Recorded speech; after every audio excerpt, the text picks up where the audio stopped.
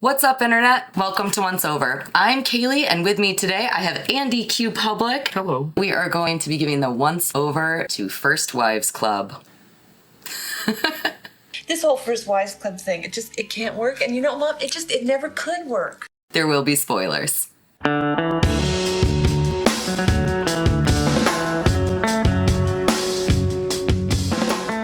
Andy, I'm so happy that you're here with me to talk about your most favorite movie of all time. Yeah. You asked me what my least favorite movie of all time was, and having never seen The First Wives Club, I said The First Wives Club. It just looks the opposite of everything that I would want in a movie. I never got around to seeing it. It finally forced me to watch it, and I was right all along. Oh, that is ridiculous.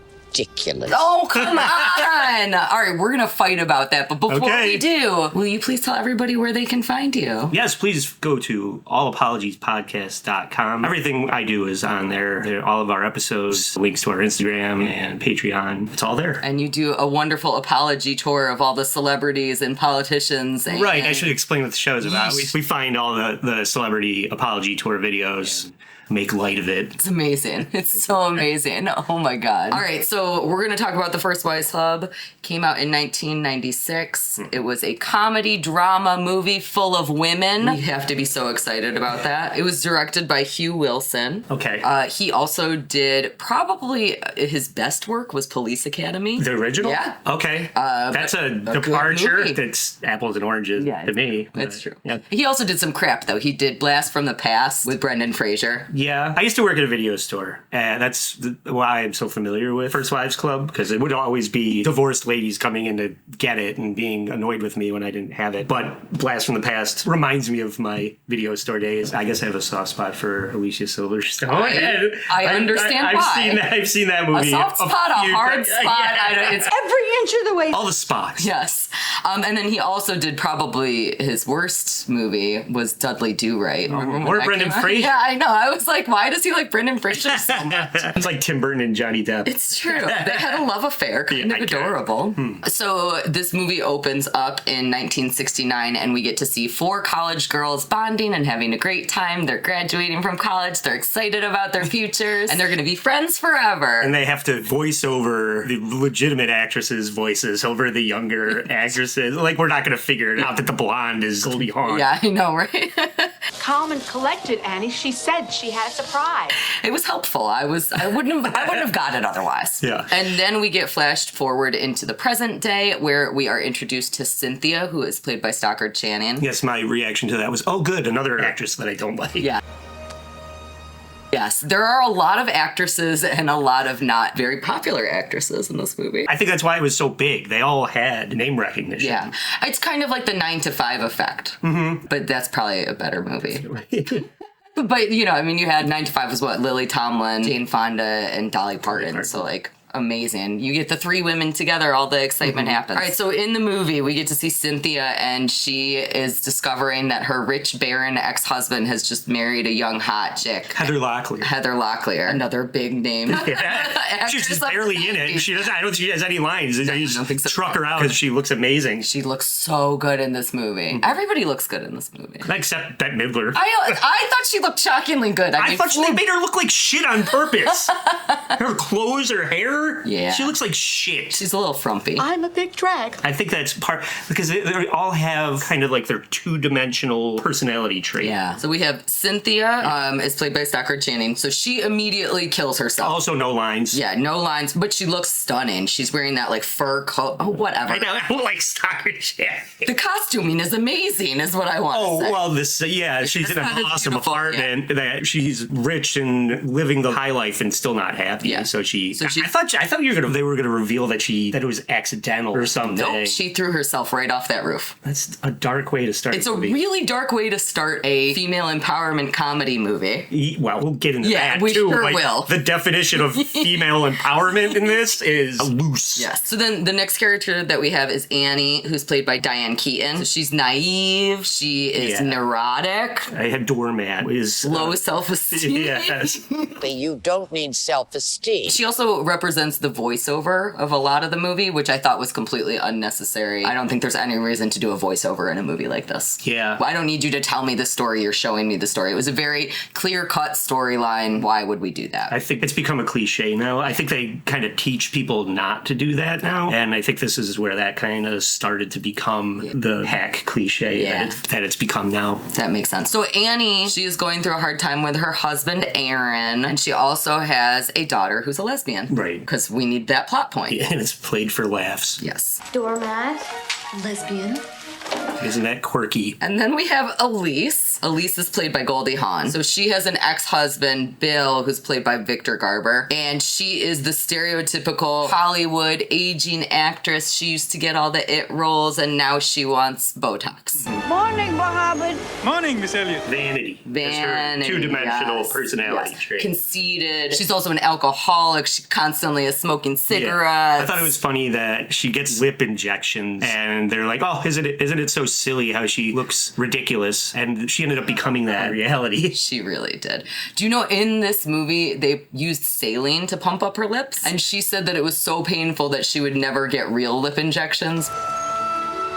But I think we know how that turned out. I think she discovered she liked it. Yeah. It looked stupid. I'll say Goldie Hawn is my favorite part of this movie. If I had to pick any part that I enjoyed about it, which was not a lot. I think that my favorite part was Bette Midler's character, Brenda. This is fabulous news. Thank you. They give Bette Midler plenty of good lines. Yeah. Yeah. So her character trait is she's the fat one, she's the funny one, she's the frumpy one. Jewish is the most important part of her character trait. There, did I embarrass you enough? It has to be said. Constantly. They throw it in your face so much that she is Jewish. That's all they talk about. Yeah. Is she's Jewish, she's Jewish. Planning her son's bar mitzvah. It's like a whole life. Yep. And so she has an ex-husband, Morty, played by Dan Hedaya. Hedaya? Is that his? I don't know how to say I always his say name. Dan Hedaya. Dan Hedaya, I'm gonna go with it. Her ex-husband Morty now has a new girlfriend, played by Sarah Jessica Parker, and he is lavishing gifts and money upon his new girlfriend. And Brenda, Bette Midler's character, is suffering for money. So her character trait is she needs money, she can't do it on her own, she's gotta rely on her husband, sort of. Yeah. Jewish. She needs the Jew gold. All right, so what happens in this movie? So now we know a lot about the characters. Those are the main characters. But of course, this movie is about 3 divorcees, or soon-to-be divorcees, and they find out about their friend Cynthia's death, which reconnects them all at Cynthia's funeral. That's where you see Heather Locklear. Yep. My biggest problem with their group that they form is the lack of their own accountability of how they ended up where they are. They're just completely blame their husbands. There's no explanation maybe about why their husbands were unhappy in the marriage. That's such a good point. That was the thing that I found the most frustrating about this movie, is that if we were creating a first wives club where we hate on our first husbands, those first husbands should be shitheads. And we see the first husbands do almost nothing shitty. Almost nothing. There's some shittiness. I think that Annie probably has the worst of the first husbands. Her husband ends up banging her therapist. Yes, that's crazy. And then before he tries to have one final romp with Annie, he woos Annie, he has sex with her. She says, "I love you, I'm so excited that we're gonna be getting back together." And he goes, I want a divorce. "That's a shitty thing to do." Yeah, and it's also shitty for your therapist to knowingly have an affair with your ex or your separated husband and then still keep you as a patient. Yeah. That's wild. I do like there's one therapy scene where a therapist is like, "Okay, we're gonna work on your self-esteem, so you're gonna show your anger and you're gonna hit me with this little squeaky bat." Yeah. Apparently, Diane Keaton really hit her with it. And I was like, well, that was some method acting, that's for sure. I'd be pissed too. Is that a real therapeutic method? I know, right? Hitting your doctor like you would hit anything else. It's like the shock therapy, except the doctor's the one getting abused. Right. All right, so we have the 3 of them, they're reconnecting, and we get to see a lot of their personality the first time that they have the reconnection. They go and they meet over dinner. And I think, for me, one of the best parts of that scene is they order drinks. And Annie goes, Virgin Mary? then Brenda goes, Bloody Mary. and then Elise goes, Vodka rocks, please. and I think that is a cute thing. I think, for me, one of the things that worked about this movie, is it the funniest movie of all time? No. But we get these little moments where we get insight into their characters, and even if I don't particularly like their characters, they are well-developed characters. You disagree with me so much on that. You disagree with every word that I just said. Well, no, I don't disagree. I think, like I said, I equated this movie at times to the Three Stooges. Yes. The same Slapstick. way. Yes. So there's two specific scenes that I could think of. I don't know if we want to jump ahead to that. But the way that Mo, Larry, and Curly are developed characters, so are these characters. So. Hello. I'll give you that. Well, I mean, I know which one of them is which. Mo is their leader. All right, so I think that the best way for us to talk about this movie is probably just to talk about all the things that we hated about it. And I'm going to defend some of the things that I loved, which I assume is a short list for you.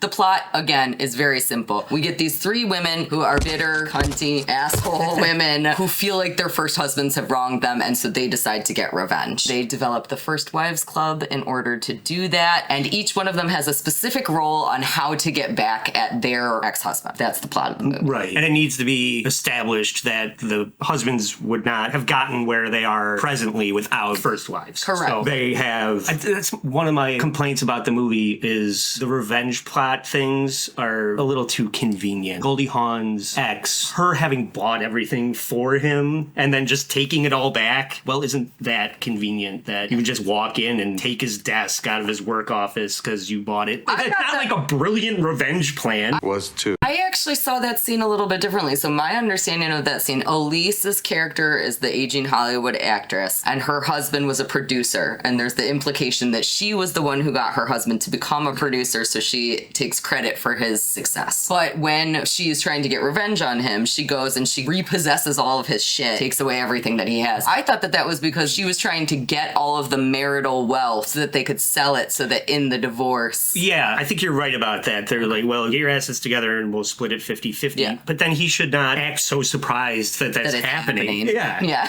All right, that's true. It's a strange thing for him to be whatever steam coming out of his ears when he knew that was coming. So that one is weird. And then he conveniently turns out to be a pedophile.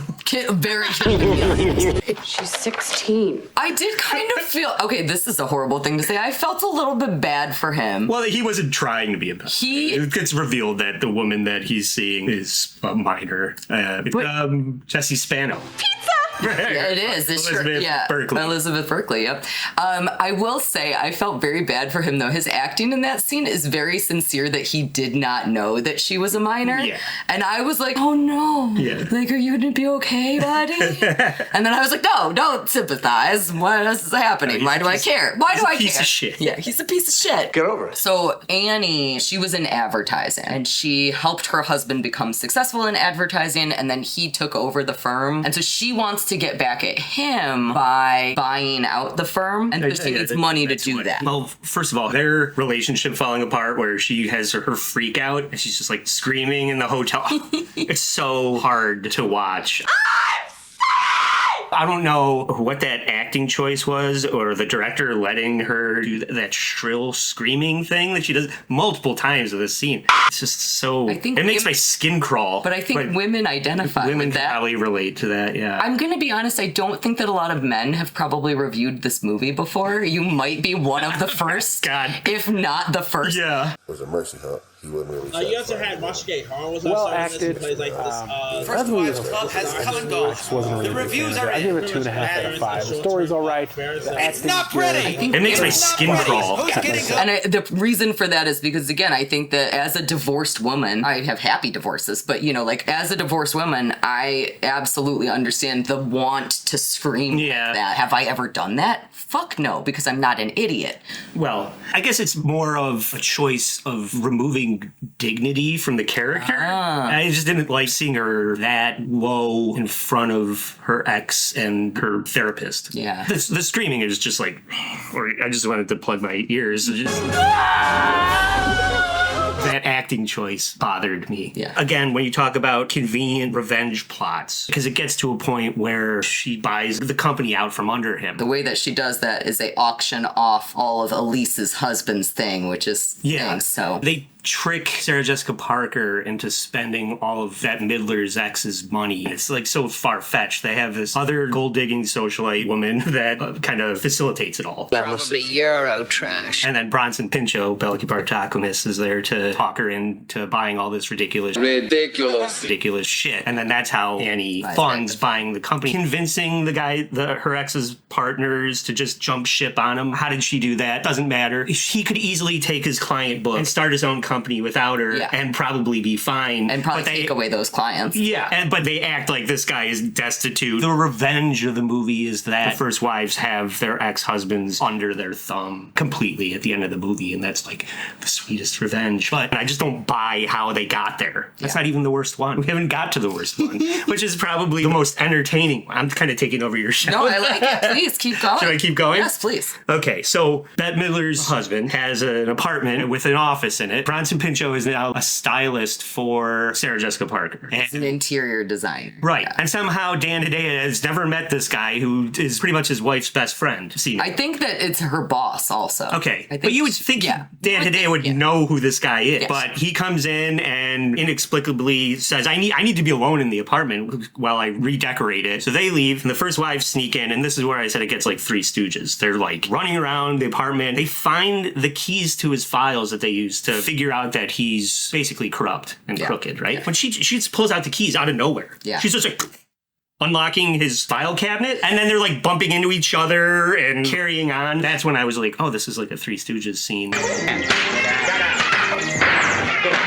The famous scene from the commercial where they're on the window washing thing. Yeah, that whole sequence was maybe the only enjoyable thing in the movie. I thought that sequence was kind of cruel because they put the three women are trying to escape the apartment because Morty, Dan Hedaya, and Sarah Jessica Parker are coming back, and they have broken in, and they're trying to get all the stuff. There's nowhere for them to go, so they get out on a window washing thing, and the gag is that it drops really fast. I think probably one of the best scenes in the movie. But I thought it was kind of cruel because the beginning of the movie is their friend throwing herself off heights. So like, oh, that's a good why point. would you make these poor women have to suffer through falling an extremely long distance? Can you imagine if the same thing happened to them? Yeah. It was maybe like a curse. That's the end of the movie. Yeah. If this movie had ended like that, would you have liked it? Well, can we like do a re-edit? Yes. With like a Blumhouse edit? Yes.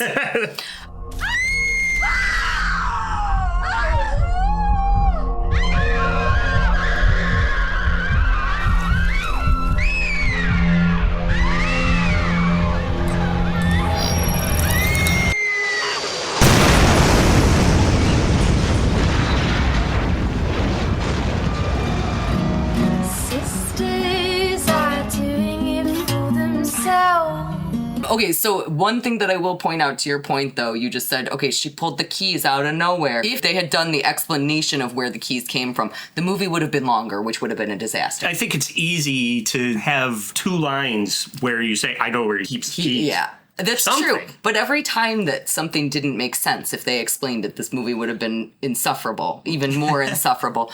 I think that one of the problems that I had with the film is that we get introduced to a lot of side characters. So there are a lot of characters that I don't necessarily think are necessary, because the way that the movie unfolds is that we see a little bit of each character and they're interspliced with the other characters. So, first we learn a little bit about Annie, then we learn a little bit about Elise, then we learn about Brenda, then we go back to Annie, then we go back to... But in addition to that, there's Sarah Jessica Parker, there's Elizabeth Berkley, there's Stockard Channing, there's all of the husbands, there's all of the other girls that are... The daughter, let's go to the gay bar. So there's a lot of moving parts, and I think that if some of that had been left out, you would have been able to include the things to make the movie make a little bit more sense, and also it would have been a little bit less insufferable to watch sometimes the annoyances, like the shrill screaming. If it had been a little edited. Sure. I'll say that, to your point, that it is maybe overstuffed with characters, but it's not too long. Yes. We have that many plates spinning. The pacing is good. Pacing is good. Pacing is great. It looks good. Yes. The production looks good. Yep. The second wives look good. Yes. Goldie Hawn looks good. Like, everybody looks good. Even with her lips. It's a good-looking, big-budget movie with a lot of star power. So I think that's what made it popular at the time. Do you know, and also I think that women hadn't felt represented by movies. This was definitely a unique movie. Mm-hmm. It's a unique idea to say, hey, we're women and we're going to be strong and we're going to get back at our husbands. Yeah, and I think there's a lot of, like you were saying at the video store, a lot of divorcées. The divorce rate was going up, was becoming more commonplace, so it kind of gave a voice to that demographic. But that's not my demographic. Which is my biggest problem with this movie. One other thing before we move forward, I just want to say, do you know the worst, I think for me, the thing that I'm the most sad has been cut, and I don't know, maybe I need to find like the cutting room floor stuff for this movie. Jon Stewart was originally in it. Oh, really? Yeah. He filmed all of his stuff. I think that he was Elise's lover boy. They ended up thinking that his parts just didn't work, and so they were cutting him. I think that you could have cut Annie's mom from the movie, who got way too much screen time. Yeah. Again, I think I really like her, though. I did too. Yeah. I think you could have cut Annie's daughter from there were just so many characters that, why would you cut Jon Stewart? Oh, no! That's Jon Stewart! No, Jon. With an A! Jon Stewart! Red King Joe! Red King Joe! Just some weird shit, man. Yeah, I would have liked seeing him in the movie. Well, we'll never know. Yeah, something had to give. It was Jon Stewart. So then the Dan Hedaya plot line, it gets revealed in the funeral scene that Bette Midler's uncle somehow knows that he's Carmine crooked, right? And the way that he made his money was illegal. You know, the first year of his business, every piece of stock in his store fell off one of our trucks. How convenient that your uncle knows all of the illegal wheelings and dealings and then steps in and helps you strong-arm your ex-husband out of his business. Yep. And that you use all that money to start a charity, is it? Yes. So in the end, they decide, well, fuck the revenge. But really, they've already gotten the revenge because, again, as you said, I think their real revenge that they wanted was having their husbands under their thumbs. Yeah, and there is a scene where they start, stealing all these assets away from their husbands, and they unite, and then they are divided. They get in a fight, which is the other Three Stooges scene that's so great. They start slapping each other around in the kitchen. So it was just like, okay, more Three Stooges shit.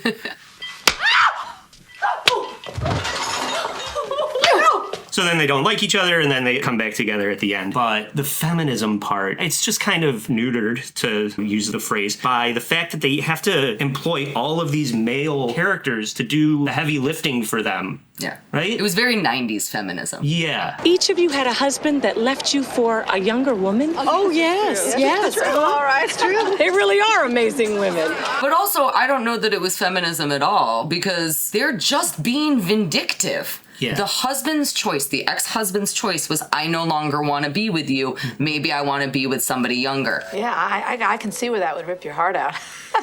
Why is that the ex-husband's fault? I mean, if he wants to move on, let him move on. I don't understand why we have to hate on that. And the whole premise is we are empowered because we're getting back at our husbands who are assholes because now they like young women and we gave them the best years of our lives. Yeah. Fuck you. Right. And that revenge is just hitting them in the wallet. There's a scene where she realizes that she's taken everything away from her ex and she's still miserable. Yeah. It's like, you're not even happy now. You went through all this, and what does it really add up to emotionally? Yeah. That's not very satisfying. No. I don't know what would have been a better plot. What would have been a better direction to take that. The crazy thing that I will say in defense of the feminism of this movie, which I will not defend it in any other time, is that I do think that it very much represented that late 80s, early 90s. We're kind of on the cusp of, we understand that we want to have a little bit more stuff for us women. They play sisters are doing it for themselves. Yeah. So they're renovating a building, and it's an overly long montage. Yeah. And I get that, but I just don't think that they had figured out how to put feminism into the mainstream at this point. And I think maybe that's why it was such a success at the time, because it was the height of feminism then. As we retrospect on it, it definitely does not hold up. Right. Lesbians are great nowadays. Because the best revenge would be living well. Yeah. You move on without them. Not and hair. Have a better life without them. That's the movie. do. Not keeping them around and torturing them. Why would I care if my ex-husband was happy? I want my ex-husband to be happy. Like, I never understood. That is the most beautiful thing that you can have in the world is happiness. The whole reason that you split up is because you were not happy. Yeah. Therefore, the goal is that now you're both happy. Yeah. That's why you got a divorce. It does not make any sense. And again, it's never understood why the husbands left. First Wives Club played a role in that. Yeah. And that's never explained. It's just like, oh, my husband's a piece of shit. I gave him a career, and then he left me for a younger woman. Yeah. Hot stuff. Good for him. And that's each character's crime that they committed in the relationship is that they left for a younger woman. Yeah. That's also overly convenient. It's overly convenient. All three of the main actresses turned 50 while they were filming this. A woman your age has a better chance of being slaughtered by a psychopath. Did they? Yeah. Because they kept saying in the movie, it's just like, oh, you're 44, you're 46. Yeah. And it's like, oh, you look 56. Are you sure you're 46?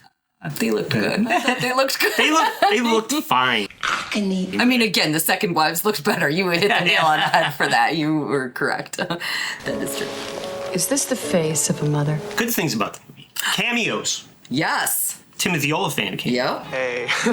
Almost unrecognizable. Another cameo in it is actually the author of the book is in the funeral scene. She's the first person to see Heather Locklear come in, I think. Interesting fact about her. So, the whole moral of the movie is like, and especially with Elise's character is, maybe we shouldn't be trying to change ourselves. It's okay to be aging. We don't have to be young and beautiful. And obviously this is women confronting that fear. The author of the book died at 54 due to complications to elective plastic surgery. Oh my God. She's like all the characters rolled into one. She really was. It's really sad. I feel like an asshole because it's actually really funny also. Oh, it's funny. It is funny. It's really funny. 2 pinheads.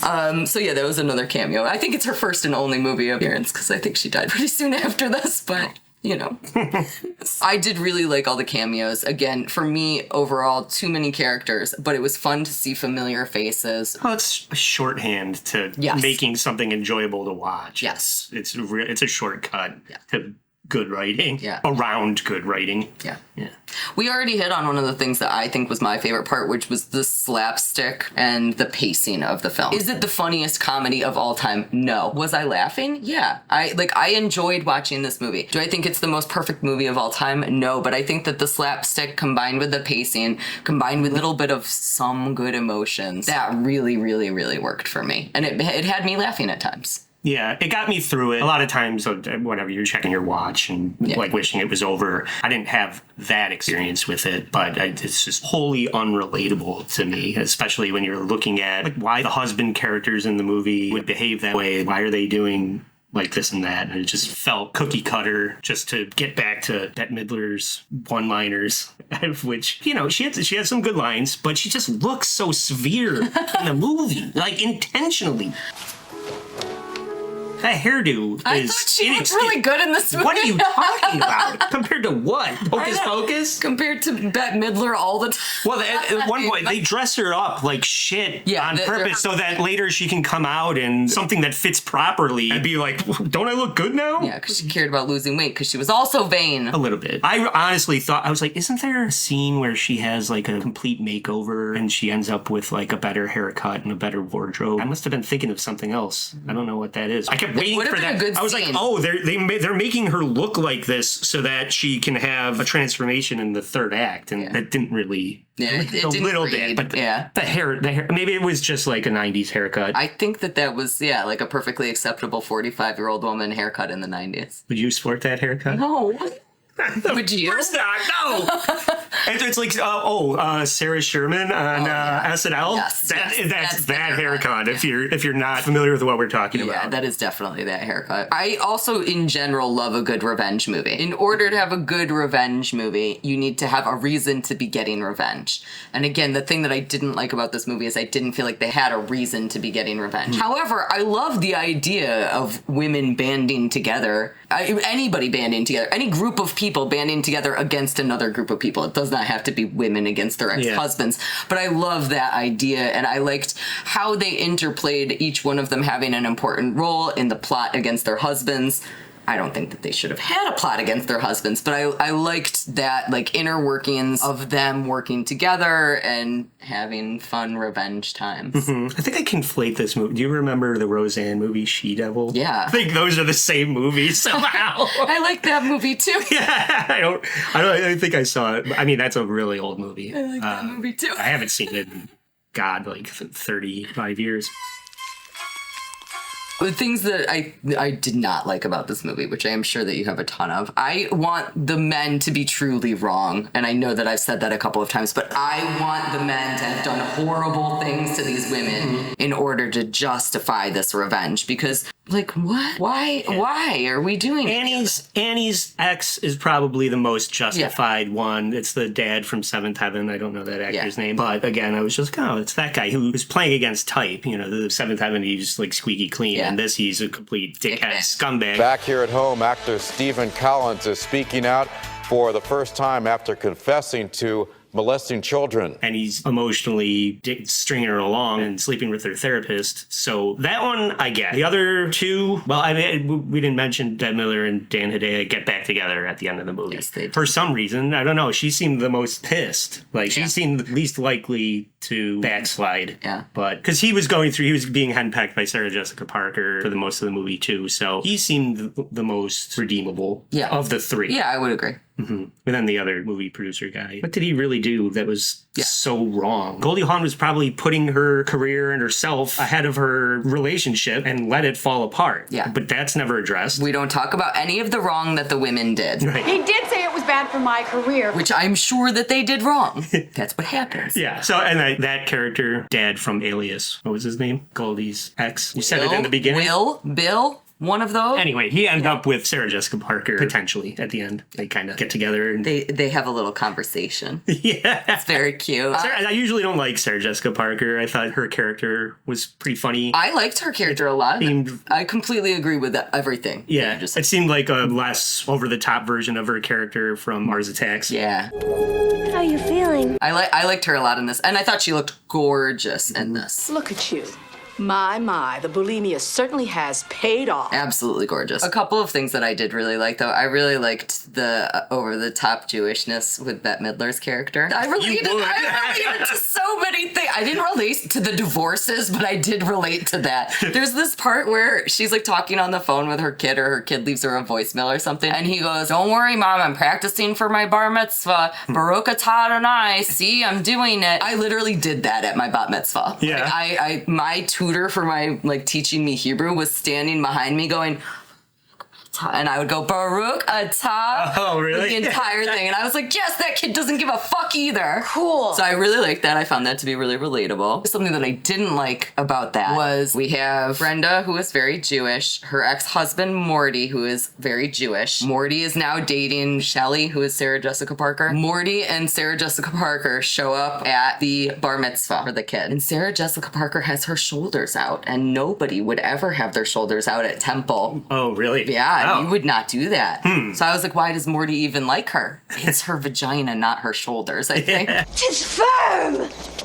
I was like, no, we don't do that. That's not an okay thing. I found a couple of moments to be unrealistic in addition to that. I also just generally don't like uplifting movies. And this, even though there are many ways that we could say that it is not an uplifting movie, it was trying to be. And I don't like that. I don't want, in the end, for the girls to be all happy and excited with each other. I want it to end right after the window washing scene. Yeah. But we have to talk about the final scene. Yes, we do. I don't want to talk about it. We can't not talk about it.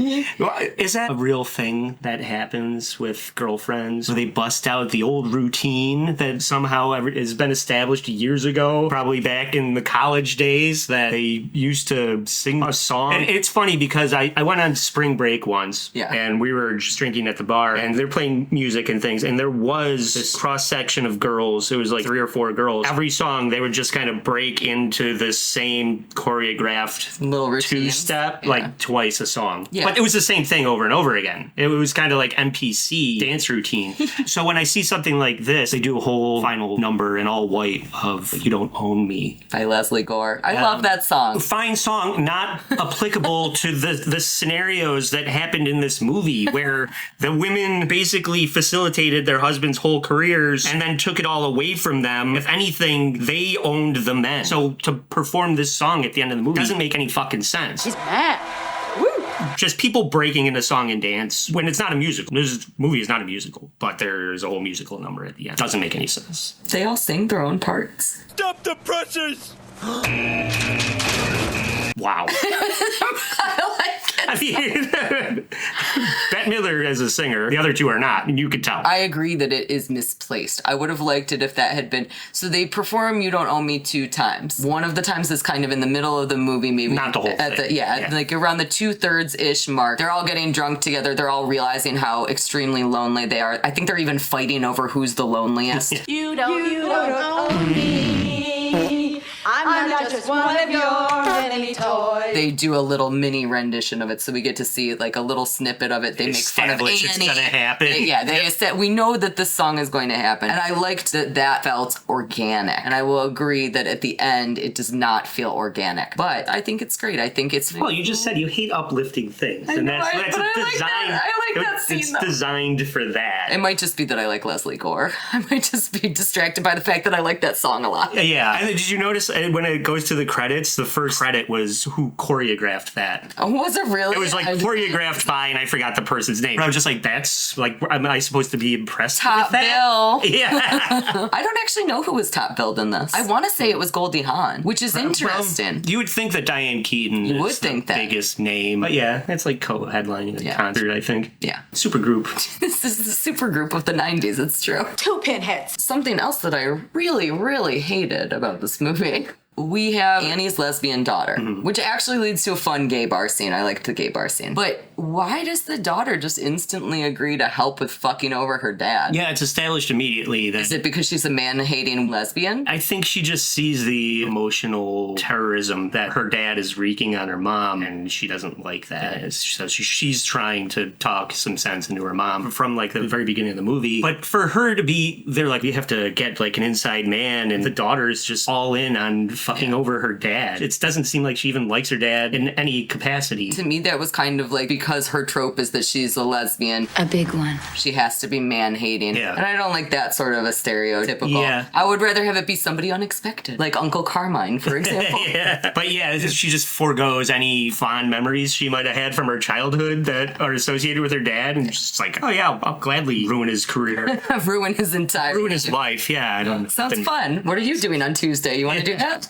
What else did you pick up on this movie? Anything else? I liked the set dressing and a lot of the locations. New York feels like a character in the movie. I don't know. I pretty much established, the things that I liked about it. I didn't like a whole lot about it. I know. I can tell. You can see the budget it's all on the screen. It's all on the cast. I just had so many people coming in and giving me shit about renting this movie. When I worked in a video store, I had nothing but a bad taste in my mouth for it. It's not for me. I like Goldie Hawn from certain stuff in her career, but I don't like anything Diane Keaton. I'm not a big fan of Annie Hall. The Godfather is a classic, but I'm not a Godfather stan. I don't think it's the end-all be-all of movies, and I don't think Diane Keaton in it she's irrelevant in it. I don't like anything she's ever been in.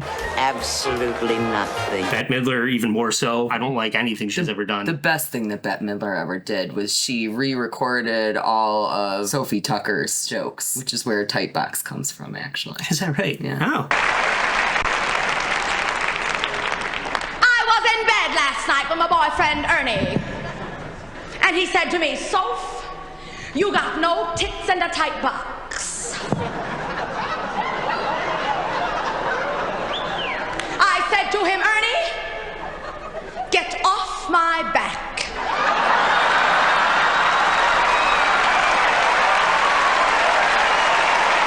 Yeah, Sophie Tucker, the vaudeville comedian. All of her shit was getting lost, and Bette Midler went and recorded all of it. So there's like this amazing Bette Midler doing Sophie Tucker reel. That's great. Okay. Highly recommend. So maybe you can tell me, because I watched this with my wife, and they had HBO when she was a kid, and it was just like on all the time. She's like, I've seen this 100 times. Yeah. We're watching it, she's like, I don't even like this. I was like, why did you see it so much then? So I think it was just on heavy rotation on HBO. We were trying to figure out, like, beyond Hocus Pocus and Beaches.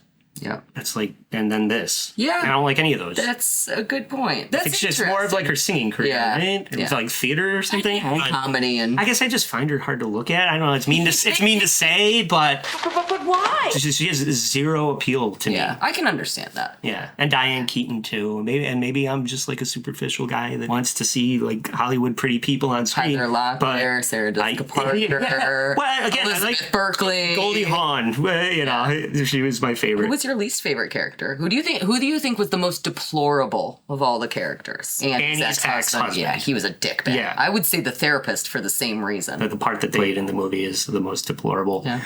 But Bette Midler. Wow, what a hole. But my official answer. Before we go into our ratings of this movie, which I cannot wait to find out what your rating of this movie is, will you tell everybody one more time where they can find you? I would love to. Thanks for having me. And please go check out allapologiespodcast.com. We find apologies in the news every day. I feature them on our Instagram account. If you sign up for the Patreon, we do a roundup of all those stories every week. We have like a mini show. So for $5 a month, you can see what the apology tours of the week are and see the video version of the content there. And then on Wednesdays, we have full episodes where we just did Ariana Grande licking the donut, that apology video, and Kathy Griffin with the Trump head. There's free audio versions of that, and then the video version on Patreon. Allapologiespodcast.com. Have Diane Keaton, Bette Midler, or Goldie Hawn ever done public apologies? I don't think so. Bette Midler probably should. Yeah. All right, well, thank you so much for being on. Sure. Before we go, I need to know, out of 7 thumbs, how many thumbs up would you give this movie? Yeah, it's so easy to say none, but I'll be fair. Out of 7, I'll give it 2. I think that's reasonable. I would go 4. I enjoyed the movie. I mean, again, I have a lot to hate on it when I think about it as a movie and when I think about the moments of it. But when I watch it, I'm enjoying it. Yeah, I feel like you could relate to it more. The divorced, Jewish, old, aging, irrelevant woman. All right. Let's not be too hard on yourself. Oh, stop. But yeah, it's definitely for a demographic that I don't fit into, and my score is based on the production value and the star power of all the cameos across the board. There's a certain amount of watchability to it, so yeah. But I didn't enjoy it. Well, thank you for suffering through watching it for me. Sure. Thank you guys for watching, and I can't wait for the next one. In your tight.